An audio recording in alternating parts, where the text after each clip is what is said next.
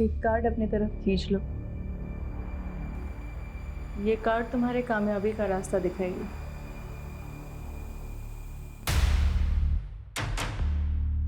Death?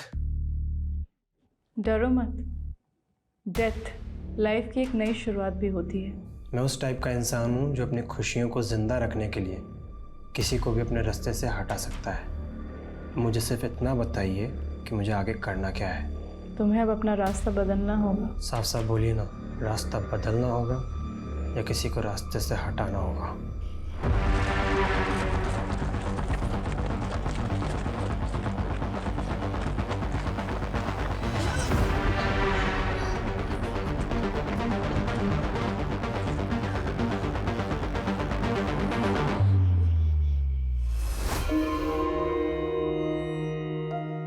Kaushik, आज तुम्हें गहरा उतरना होगा। तुम्हारे सारे सवालों के जवाब तुम्हें मिल जाएंगे। कुछ याद आ रहा है? कोशिश करो। पापा, आज मैं 11 साल का हो गया हूं। पापा मेरा बर्थडे मना रहे हैं। मैं बहुत खुश हूं, बहुत। पर वो तो खुश नहीं है। ये नफरत तब से शुरू हो गई थी जब तुम 11 साल के थे। पर मैं आज भी उन्हें बहुत प्यार करता हूं। अपना आज देखो कौशिक, अब तुम 11 साल के नहीं रहे। ये नफरत आज भी ऐसी ही है कौशिक।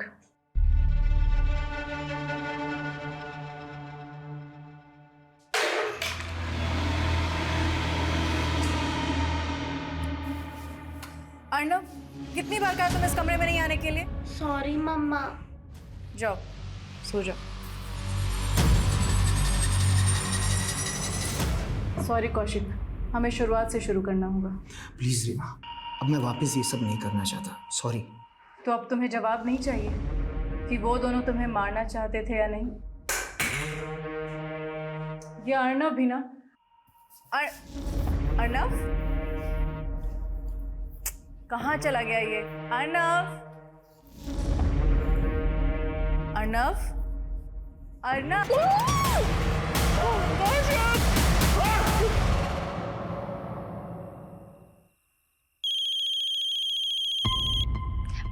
Excuse me. हेलो बेटा, कौशिक और रीमा कहाँ है, कुछ पता है तुझे? माँ, आज आप अचानक मुझे उनके बारे में क्यों पूछ रहे हैं? बेटा, 2 दिन से मैं उनका कॉल लगा रही हूँ, फोन भी बंद आ रहा है और घर पे आई तो ताला लगा हुआ है। माँ, मैं अभी बिजी हूँ, मैं आपको बाद में फोन करती हूँ।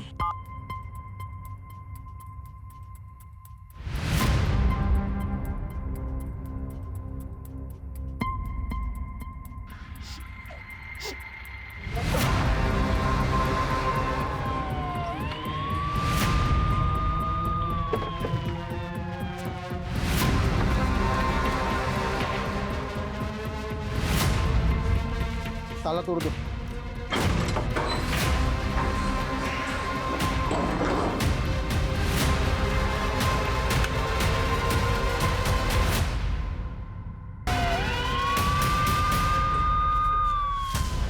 सर, कौशिक राणा और उसकी बीवी रीमा राणा यहाँ पर रहते थे। दोनों का खून हो गया है।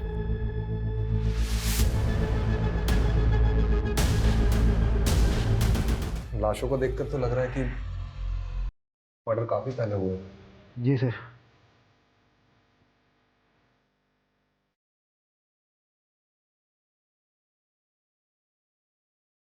सर, ये रीमा टैरो कार्ड रीडर थी।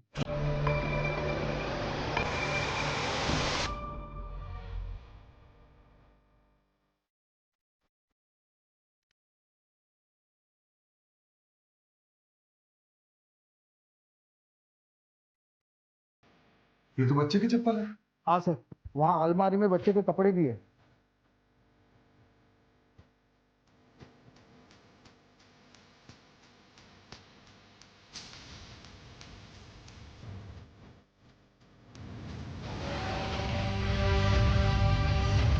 दोस्तों, ये बच्चा कौशिक भैया और रीमा भाभी का एक बेटा भी है, अर्णव।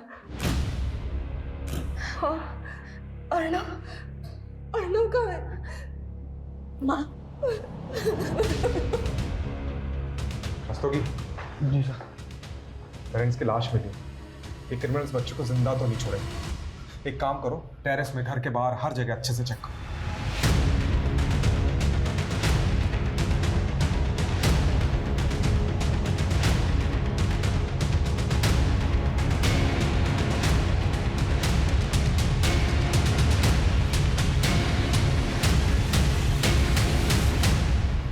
आपने अर्नव रीमा कौशिक को आखिरी बार कब देखा था? कुछ 20 दिन पहले 16 मार्च को कौशिक भैया का बर्थडे था और उस दिन हम सब यहाँ आए थे।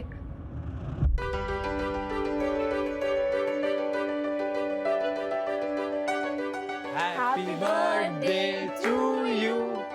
Happy birthday to you.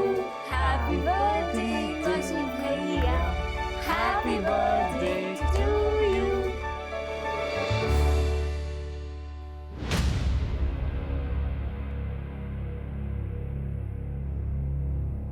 Sir हमने सब कुछ अच्छे से चेक किया, लेकिन बच्चा या बच्चे की लाश कहीं पर भी नहीं मिली।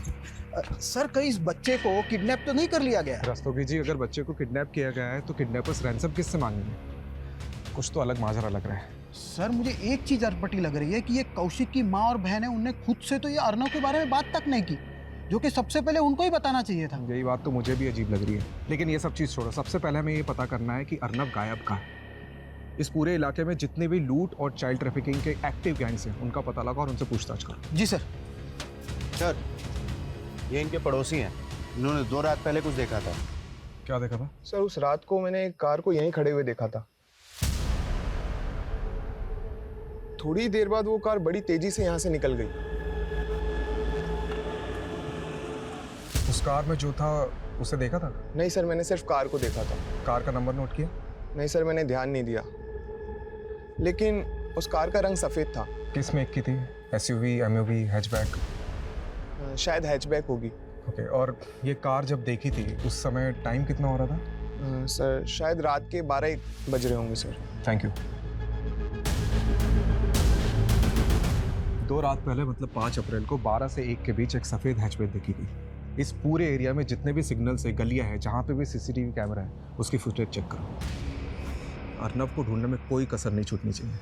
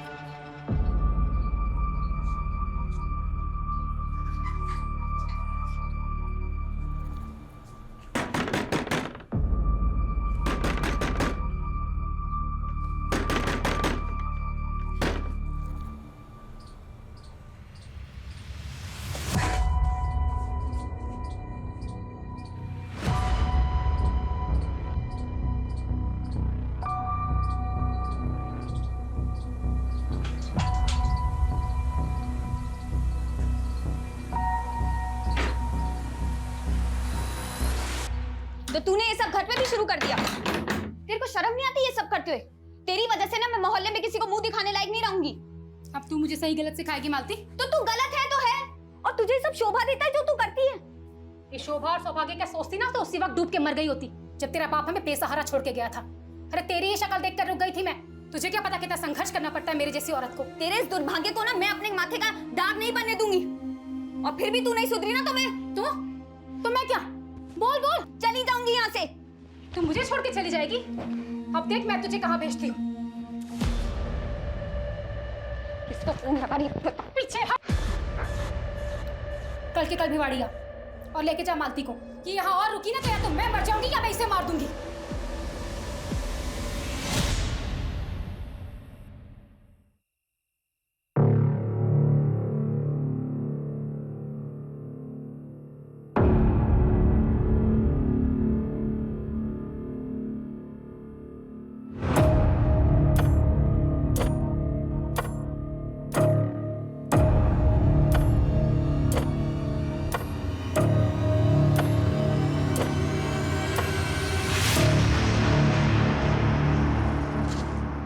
तुझे फोन कर रही हूँ, फोन क्यों नहीं उठाता तू? क्या बात है मालती, इतने अंधेरे में शेरनी बन के खड़ी है, डर नहीं लगता क्या तुझे? तू कहता है ना तू मुझसे प्यार करता है और मुझसे शादी भी करेगा, तो चल भगा ले, चल मुझे और मुझसे शादी कर ले, चल। अरे क्या हो गया तुझे? हाँ, तू अपनी माँ को छोड़ने का इरादा बना ली इतनी जल्दी? अगर मैं उन्हें नहीं छोड़ूंगी ना तो वो मुझे ऐसी जगह भेज देगी जहाँ से मैं कभी आजाद नहीं हो पाऊंगी। मेरे पास सिर्फ आज रात का वक्त है, और अगर तूने भी मेरा साथ नहीं दिया ना तो मेरी जिंदगी तबाह हो जाएगी। मालती सुन, तू 18 साल की भी नहीं हुई है, तभी तो अकेले भागने से डर रही हूँ। अगर तुमने भी मेरा साथ नहीं दिया तो मुझे वही करना पड़ेगा जो मेरी माँ चाहती है। देख मालती, तू अपनी माँ को छोड़ सकती है, लेकिन मैं अपने माँ बाप को इतना बड़ा शौक नहीं दे सकता। थोड़ा शांति से सोचना। साफ साफ बोलना कि तू मुझसे प्यार ही नहीं करता। अरे मालती मेरी बात। भूल जा मुझे, क्योंकि मुझे भी नहीं पता कि आज के बाद मैं कौन से नर्क में जी रही होंगी।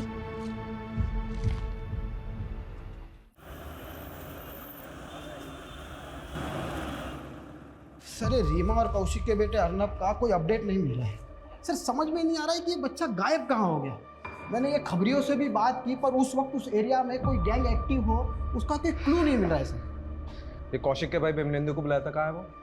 सर, वो आ रहा है। Hello sir. I'm sorry for your loss, but तुम्हें इस वक्त ड्यूटी ज्वाइन करने की जरूरत नहीं थी। सर, ऐसे समय में एक खाली वक्त और भी ज़्यादा बुरा लगता है। अब जो हुआ उसको तो मैं बदल नहीं सकता। मैंने सोचा कि मैं बिजी रहूँगा तो इन सब से लड़ने का हौसला मिलेगा। सर, कौशिक का भाई बिमलेंदु। उस कार का रंग सफेद था। किस मेक की थी? शायद हैचबैक होगी। रस्तोगी, एक काम करो, उस पड़ोसी से कंफर्म करो कि उस रात यही कार थी कि नहीं। जाओ जल्दी। जी सर। सर, मैं कौशिक भैया, रीमा भाभी और अर्नब से कौशिक भैया के बर्थडे वाली रात को ही मिला था। रीमा और कौशिक की किसी से कोई पर्सनल या प्रोफेशनल राइवलरी? सर, मैं गेस नहीं कर पा रहा हूँ। सर, उस पड़ोसी को बिमलेंदु की कार का फोटो दिखा, लेकिन सर वो श्योर नहीं है। बिमलेंदु? हाँ सर।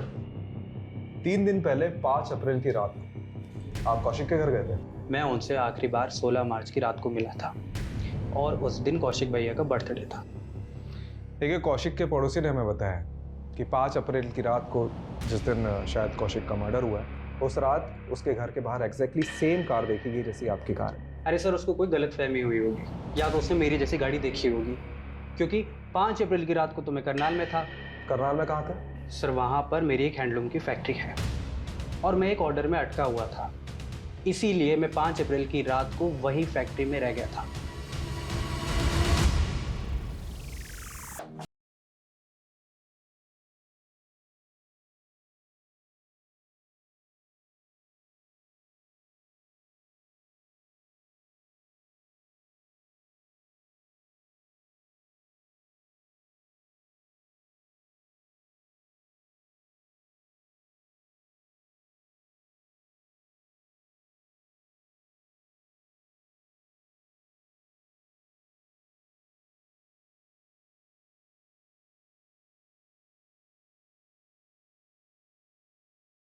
स्टैबिंग के 5 मार्क्स और इस औरत की बॉडी पे 7। कब हुए होंगे ये मर्डर?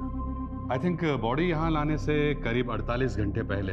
मतलब 5 अप्रैल की रात को 10 बजे के आसपास। एक बात और, मर्डर से पहले इस औरत के साथ गया था। व्हाट?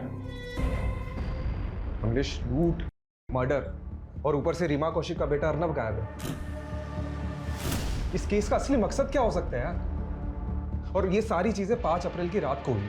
तुम्हें क्या लगता है, क्या बिमलेंदु सच में उस रात करनाल में था? सर, उसकी फैक्ट्री के वर्कर्स तो यही कह रहे हैं, लेकिन सर ये बिमलेंदु की चाल भी तो हो सकती है। सर, एक चौंकाने वाली बात सामने आई है। क्या? ये अर्नब कौशिक का सगा बेटा नहीं है। मतलब? सर, अभी पूछताछ करने पर पता चला कि रीमा और कौशिक की शादी तो 2 साल पहले हुई थी, और अर्नब 10 साल का है। माँ, आप बिमलेंदु भैया पे भरोसा कर सकती है, लेकिन मैं नहीं। वाह बहना वाह, क्या प्लानिंग की तूने मेरे खिलाफ। अब तो तू माँ को भी मेरे खिलाफ भड़काने लगी है। सच तो सामने आने ही वाला है, पर देखना ये है कि पुलिस वाले आके कब आपका गिरबान पकड़ते हैं। तब तो उन्हें ये भी पता लग जाएगा कि जो तूने मर्डर किया है और क्रिमिनल को वही गाड़ी इस्तेमाल कर रही है जो मेरी है। तो अब आप ये साबित करने के धड़बुन में लगे हुए हैं। तू मुझे उधेड़ेगी और मैं चुपचाप बैठा रहूंगा क्या? अरे माँ भी बात अच्छे से जानती है कि तूने कैसे सबके सामने कौशिक भैया को धमकी दी थी। माँ पापा ये विल बना ही नहीं सकते, ये विल झूठी है। इनके वकील ने यही विल दी है जिनमें विमलेंदु और कौशिक उनकी जायदाद के आधे आधे हिस्सेदार होंगे, और तेरे पापा ने मेरे नाम 30 लाख की एफडी की है। उन पैसों से मैं तेरी शादी कर दूंगी। ना ना ना ना माँ, मुझे शादी का लड्डू नहीं खाना, मुझे जायदाद में हिस्सा चाहिए। दोनों भाइयों के नाम करोड़ों की प्रॉपर्टी और आपके नाम 30 लाख की एफडी। मुझे क्या मिला? ठेंगा? मैं नहीं मानती इस विल को माँ।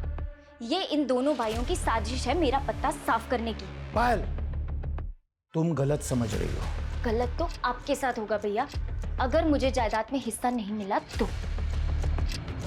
माँ समझी इसकी चाल? कौशिक भैया ऊपर, मैं जेल के अंदर है, ये प्लानिंग कर रखी है इसने। तो साबित करके दिखाइए। वैसे आप साबित करेंगे भी कैसे? ये जो आपका कार का चक्कर है ना, ये आपके नाम का अरेस्ट वारंट भी निकलवा सकता है। अच्छा, अगर मैं अंदर गया ना तो इन्हीं हाथों से मैं तेरा कत्ल कर दूंगा। बस करो तुम दोनों। कौशिक को अभी चित्ता तक नसीब नहीं हुई और तुम दोनों लालच में एक दूसरे को मारने पे तुले हो।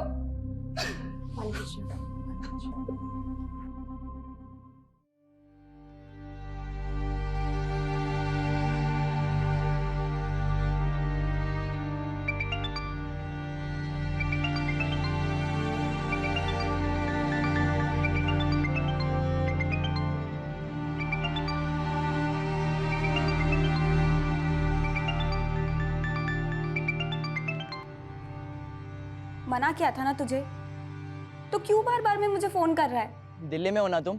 मैं आ रहा हूँ, हम अभी शादी कर सकते हैं। लेकिन अब मैं तुझसे शादी नहीं करना चाहती। क्यों? कोई और मिल गया क्या तुम्हें? ये मैं तुझे बताना जरूरी नहीं समझती। मालती, मैं तुम्हें पाकर रहूंगा और मैं आ रहा हूँ दिल्ली। और तुमने अगर मना भी किया ना तो भी मैं तुम्हें लिए बिना मैं वापस नहीं आने वाला। धमकी मत दे अशोक, और दोबारा मुझे फोन मत करना। मालती,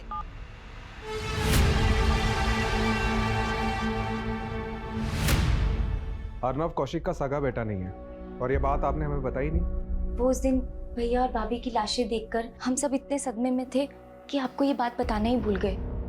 पायल, तुझे नहीं लग रहा कि ये अर्नव के सगे बाप की करतूत हो सकती है? हाँ भैया, हो सकता है। ये अर्नव का सगा बाप कौन है? पराग चड्ढा सर, वो रीमा भाभी का फर्स्ट हस्बैंड है।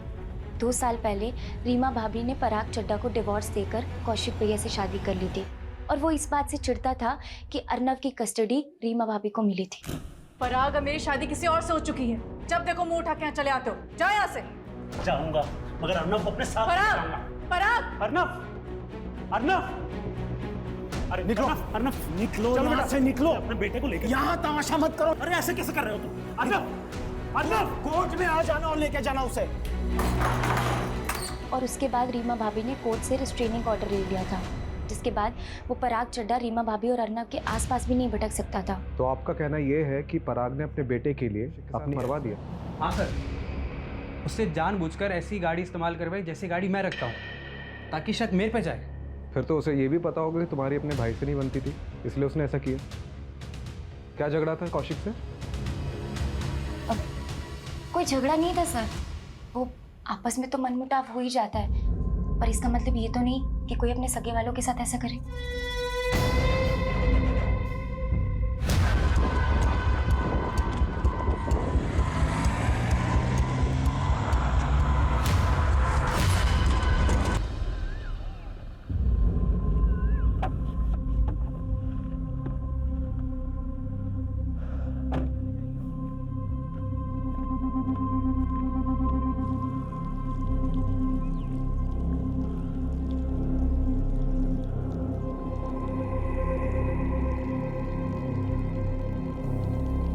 तुम उसी जगह जाकर दूध चढ़ाकर मन ही मन माफी मांगो 40 दिन तक, फिर तुम्हें वो आदमी सपने में परेशान नहीं करेगा।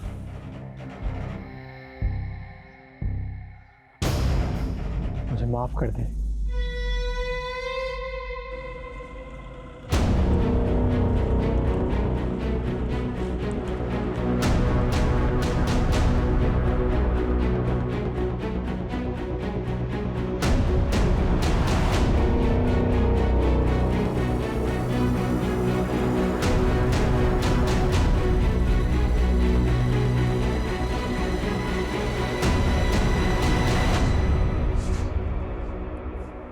सर अंदर कुछ नहीं मिला। अरे सर, मेरा बेटा अर्नव कहाँ है? आपको नहीं पता कहाँ है? क्या मतलब? मुझे क्या पता होगा? अरे कोर्ट का रिस्ट्रेनिंग ऑर्डर है मेरे ऊपर। मैं तो ना उस रीमा के पास जा सकता हूँ ना अपने बेटे अर्नव के पास। लेकिन आपके बेटे की ममता में तड़प तो बहुत रहे होंगे आप। कहीं इसीलिए आपने बदला तो नहीं लिया? मैं अपने बेटे को प्यार करता हूँ, पर मैं उस रीमा की तरह कोई गिरा हुआ इंसान नहीं हूँ जो इस तरह के घिनौने हथकंडे अपनाता फिरूं। अच्छा, कौन से घिनौने हथकंडे अपनाती थी रीमा? सर, ये जो रीमा थी ना, कोई अच्छे चरित्र की औरत नहीं थी। इसके बहुत सारे मर्दों के साथ संबंध थे। ये कौशिक भी उन्हीं में से एक था। इसे कौशिक की दौलत दिखी, उसके लालच में उससे शादी करने के लिए इसने उसे हिप्नोटाइज कर दिया। सर हम फराग की बात पे भरोसा तो नहीं कर सकते। ये बात सोचने वाली है कि ये कौशिक की पहली शादी थी और उसने ऐसी औरत से शादी करी जो एक बच्चे की माँ थी। और ये रीमा के कमरे से भी कई ऐसी चीजें मिली जो हिप्नोटाइज के लिए यूज की जाती है। और पराग का भी कहना है कि रीमा ने कौशिक को हिप्नोटाइज किया था, उसके कई अफेयर्स भी थे। ये रीमा के सीडीआर से ऐसा कोई क्लू मिला है? जी सर, ये प्रखर का नंबर मिला है रीमा के सीडीआर में। दोनों में काफ़ी बातें होती रहती थी लेट नाइट तक। सर मैं रीमा से कंसल्ट कर रहा था, इस वजह से फ़ोन पे उससे बात होती रहती थी। वैसे क्या कंसल्ट करते थे रीमा से? ये कार्ड तुम्हारे कामयाबी का रास्ता दिखाएगी। डेथ? एक्चुअली अक्सर मुझे रात में ना बुरे सपने आते थे और रीमा ने ही मुझे रेमेडी फॉलो करने के लिए कहा था। उसने कहा था कि मुझे अगर कभी भी रात में बुरे सपने आए तो मैं उसे बेझिझक फ़ोन कर सकता हूँ और फिर वही मुझे बताती थी कि मुझे आगे क्या करना है। तो उस रात भी तुम्हें बुरा सपना आया होगा जिस रात रीमा और उसके पति का मर्डर हुआ था, क्योंकि उस रात रीमा को आखिरी कॉल तुम्हारा ही गया था। हाँ सर, कॉल मैंने ही किया था और वो बहुत पॉजिटिव लेडी थी। बट मुझे तो अभी भी यकीन नहीं हो रहा है कि उनके साथ में इतना बुरा हो गया।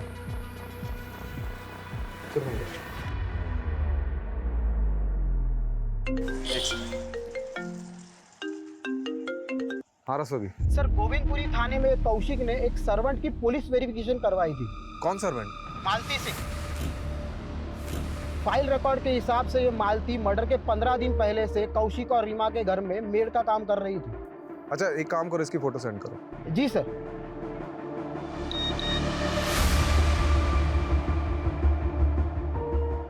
आप लोगों ने हमें ये बताया ही नहीं।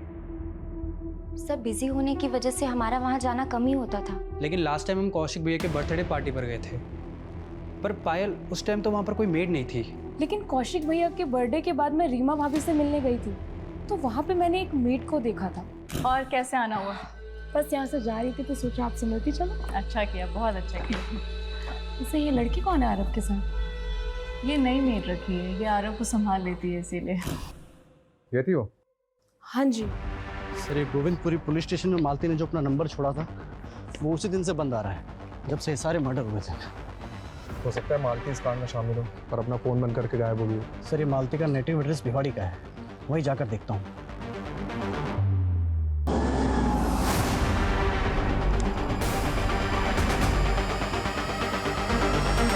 मेरी बेटी ऐसा गुनाह कर ही नहीं सकती है। आपको जरूर कोई गलतफहमी हुई है। तो आपकी बेटी गायब कहाँ है? बोलिए। ये कौशिक और उसकी बीवी रीमा का मर्डर हुआ है। अगर आप अपनी बेटी मालती को बचाने की कोशिश कर रही हैं तो। नहीं सर, मालती दिल्ली में किसी के घर पे काम नहीं करती है, वो तो कुछ और ही काम करती है। क्या काम करती? उसके मामा को पता होगा, उसी ने उसे नौकरी पर लगवाया था। 3 महीने पहले ही लेकर गया था वो उसे। ये मामा कौन है मालती की? गोविंद, वो दिल्ली के भजनपुरा में रहता है साहब। अपने भाई गोविंद का एड्रेस और नंबर दो। जी सर, मैंने मालती को उसी होटल में वेटर की नौकरी लगवाई थी जहां मैं काम करता हूं। उसके बाद उसने वो नौकरी भी छोड़ दी। वो अब किसकी नौकरी करती थी वो मालूम है। तो ये बता मालती है कहाँ? सर आप मेरा यकीन मानिए, मुझे नहीं पता कि मालती कहाँ है। उसे वो काम पसंद नहीं था और एक दिन वो उसे छोड़कर चली गई। मेरा फोन उठाना भी बंद कर दिया सर उसने। वहाँ तेरी बहन मालती को बचाने के लिए हमें तेरे पास भेज देती है, या तू मालती को बचाने के लिए कुछ और ही कहानी सुना रहा है। लेकिन मालती रीमा और कौशिक के मर्डर की सस्पेक्ट है। गोविंद अगर कुछ भी छिपाएगा तो बहुत बुरा फंसेगा। सर आप मेरा यकीन कीजिए, मैं कुछ नहीं छुपा रहा हूँ, ना ही मैंने कोई गुनाह किया है। और मुझे लगता है मालती भी बिल्कुल बेकसूर है। मुझे लगता है कि वो कहीं ना कहीं फंसी हुई है सर।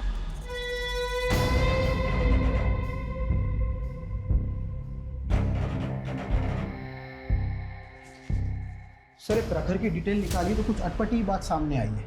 उसका एक बिजनेस पार्टनर है जयदेव सिंह, जो कि 15 दिनों से गायब है। और उसकी फैमिली ने कहा कि इसको गायब करने में इस प्रखर का हाथ है, क्योंकि इस दोनों बिजनेसमैन की बनती नहीं थी। तो ये जयदेव के मिसिंग का हमारे केस से क्या ताल्लुक है? क्या पता सर, पर जैसे आपने कहा था ये प्रखर, रीमा का पहला पति पराग चड्डा और एक कौशिक का भाई बिमलेंदु, सब पर हमने नजर रखी हुई है।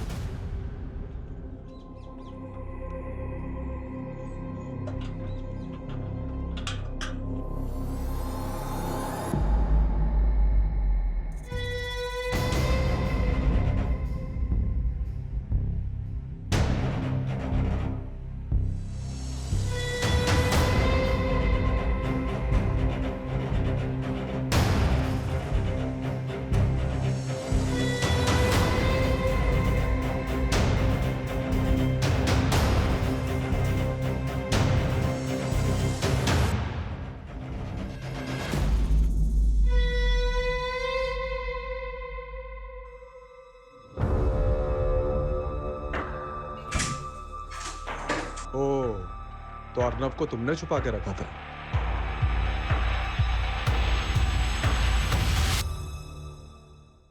रस्तोगी, चलो कहाँ ले जा रहे हो? कुछ बताते हैं। अरे कर कुछ, चल।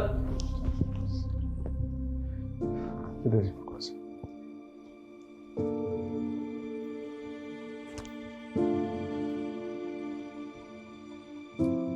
तुम तो बोल रहे थे तुम्हें पता ही नहीं अर्नव का है।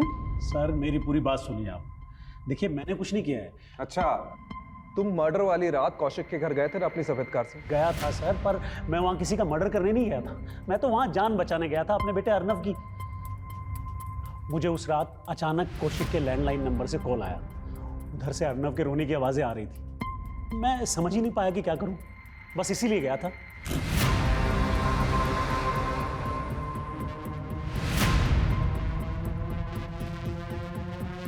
बेटा घबरा मत, मैं आ गया।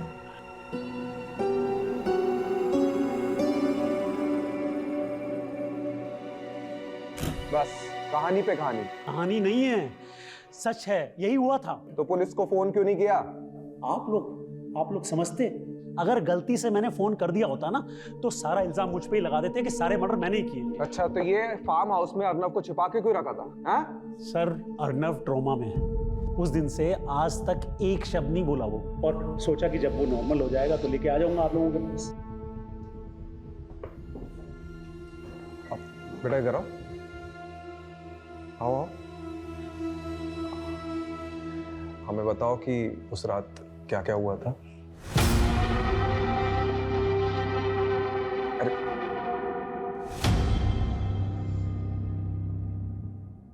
सर इस पराग ने अपने बेटे को सब पढ़ा रखा है और ये घुमा रहा है हमें। फिलहाल हम बच्चे को प्रेशराइज नहीं कर सकते, उसकी काउंसलिंग होने देते, उसके बाद बात करते। सर ये प्रखर पर जो खबरी नजर रख रहा था उसने बताया कि ये प्रखर रोजाना खांजावाला के जंगल में जाता है और अजीब सी पूजा करता है। क्या पूजा? सर वो जंगल में जाके उस जमीन पर दूध चढ़ाता है।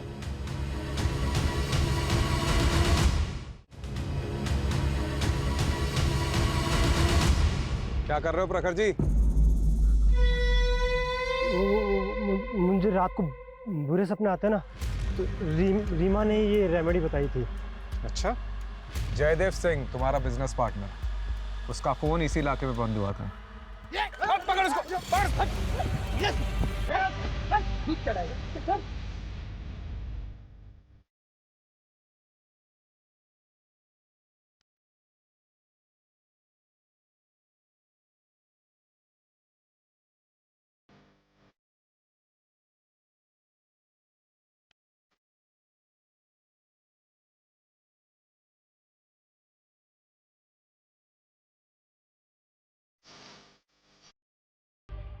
अरे मैं मानता हूँ कि मैंने अपने बिजनेस पार्टनर को मारा है, पर ये सब मैंने रीमा की प्रिडिक्शन की वजह से किया था। डेथ लाइफ की एक नई शुरुआत भी होती है। तुम्हें अब अपना रास्ता बदलना होगा। तो रीमा ने कहा था तुझे मारने के लिए। सर उसने कहा था डेथ मतलब नई शुरुआत। मुझे जयदेव को पीछे छोड़ के आगे बढ़ना होगा, और जब मैंने जयदेव के साथ में हिसाब करने बैठा तो उसने मुझसे 50% मांगा, इसलिए मुझे उसे मार के काटना पड़ा। और तूने रीमा को बता दिया था कि तूने जयदेव का मर्डर कर दिया, और इससे पहले कि रीमा तुझे जेल में डालती तूने उसे मरवा दी। सर ऐसा नहीं है, उल्टा रीमा मुझे बता रही थी, रेमेडी बता रही थी उस जयदेव की आत्मा से बचने के लिए। अगर ये सच कह रहा है तो रीमा एक मर्डर करने वाले को सपोर्ट कर रही थी। या ये भी कहा जा सकता है कि रीमा की प्रोटेक्शन के कारण ही प्रखर ने अपने बिजनेस पार्टनर को मार दिया। सर पॉसिबल है कि उसके और भी क्लाइंट हो जिसके साथ उसने ऐसा ही कुछ किया और जो रीमा और कौशिक के मर्डर की वजह बन गए। You are right. एक काम करो, रीमा के एक क्लाइंट की डिटेल निकलवाओ।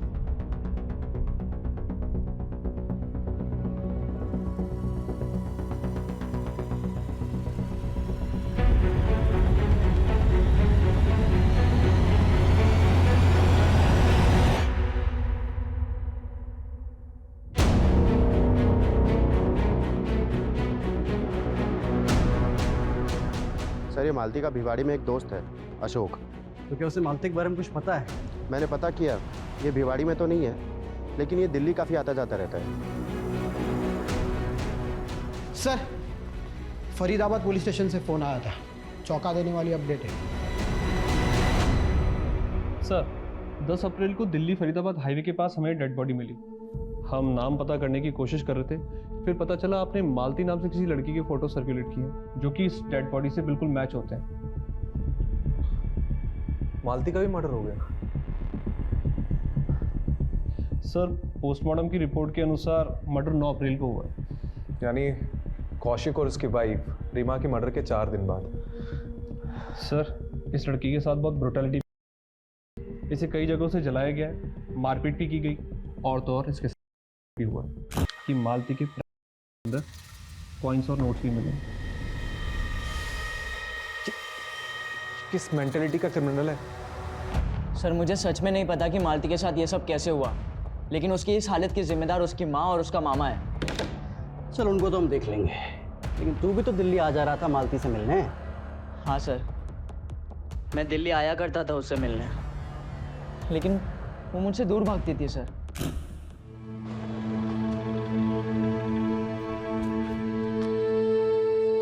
मना किया था ना तुझे, दूर रह मुझसे। और क्यों आया यहाँ? तुझे लेने आया हूँ मालती। जब मैं तेरे पास आई थी तो तूने मना किया था ना मुझे। बहुत घमंड आ गया ना तुझे। मालती समझ मेरी बात, चल मेरे साथ। सबके सामने छोड़। चल मेरे साथ मालती, मैं बोल रहा हूँ तुझे। तमाशा मत बना यार, छोड़। तू कौन है बे? कैसे पकड़ा इसको? चल यहाँ से। ओए चुप रह, सड़क दिख मत जाइयो।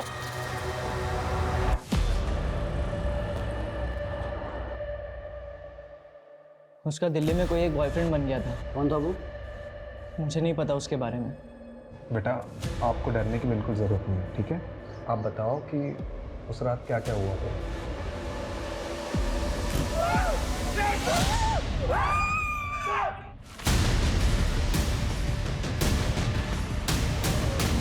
अरे छोड़, शोर सुन के कोई आ गया तो चल माल समेट और जल्दी कर, जल्दी निकल यहाँ से।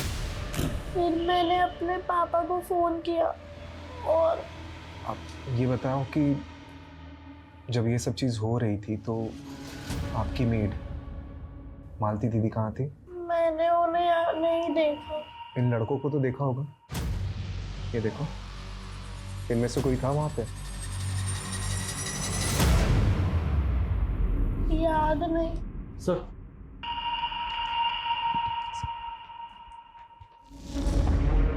अशोक ने मालती की बॉयफ्रेंड का स्केच बनवाया। उसने मालती को इसी लड़के के साथ देखा था। बेटा क्या इसे देखा था वहाँ पे? नहीं, मैंने इन्हें वहाँ नहीं देखा, लेकिन ये कौन है आप जानते हैं ना? देव अंकल, मेरे पापा के ड्राइवर।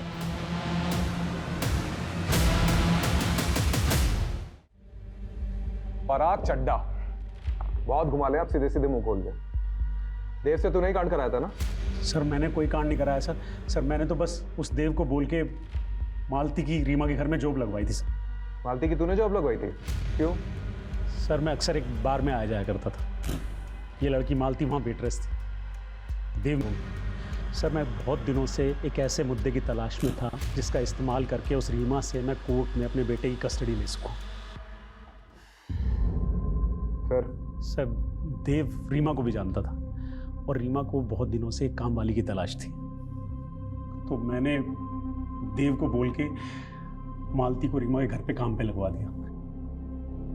मालती वहाँ की सारी खबरें लाके देव को देती थी और देव मुझे। बस इतनी सी बात है सर, इसके अलावा मुझे कुछ नहीं पता सर। क्या ये कैसे कांड हो गया मैं कुछ नहीं जानता सर। देव कहाँ है? देव बहुत दिनों से गायब है सर। वो तो अपने दिल्ली वाले घर पे भी नहीं है। देव दिल्ली का रहने वाला नहीं है?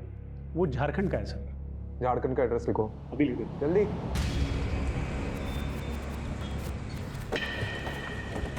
साहब हमारे बेटे ने कुछ नहीं किया।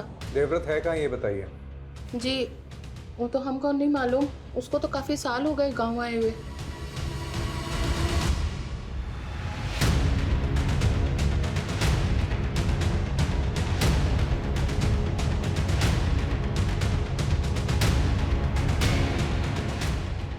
हाँ रस्तो जी। देवव्रत के 3 दोस्तों का पता चला है, वो तीनों भी झारखंड के हैं। उनमें से एक है रिंकू जो कि हिस्ट्री चीटर। रिंकू? जी सर मैं तीनों के डिटेल्स आपको भेजता हूँ। ओके। कमलेश। जी सर। जैसे देवव्रत के घर जाकर देवव्रत नहीं मिला, वैसे ही रिंकू और उसके दोस्त भी गायब होंगे। हमें कोई दूसरा रास्ता सोचना पड़ेगा। करेक्ट। एक काम करते हैं, ये देवव्रत और उसके एक दोस्त के घर पर नहीं जाते, बल्कि उसके घर की, उसकी फैमिली की एक्टिविटीज़ में नज़र रखते हैं। मैं देवव्रत की माँ पर नज़र रखता हूँ और तुम रिंकू की माँ पर नज़र रखो। Okay sir.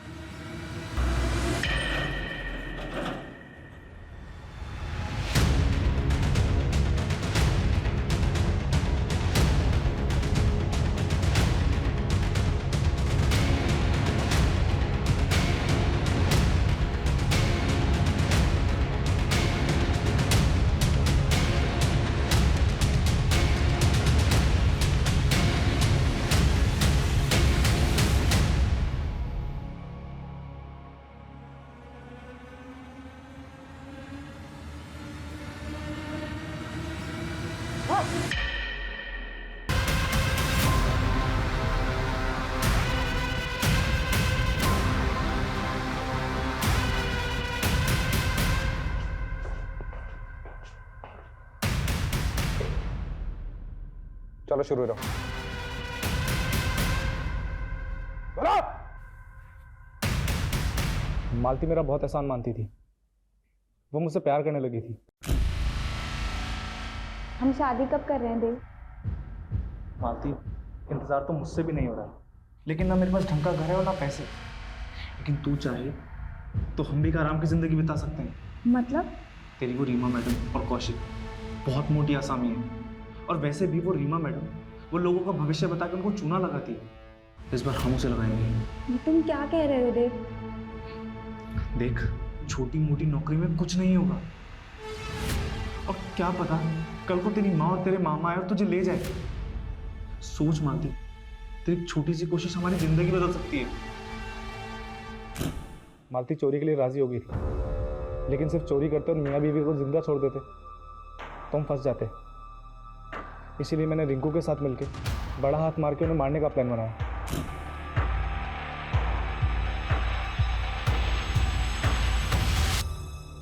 तुमने वो मर्डर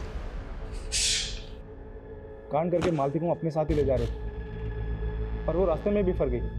फिर मैंने हिस्सा करके 4 दिन तक उसका और उसके सारे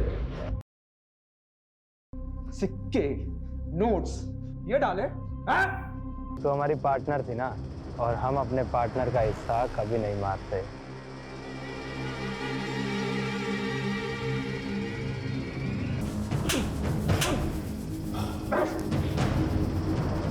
कमलेश, तू तो इनको आवाज ना केविन तक सुनाई देनी चाहिए।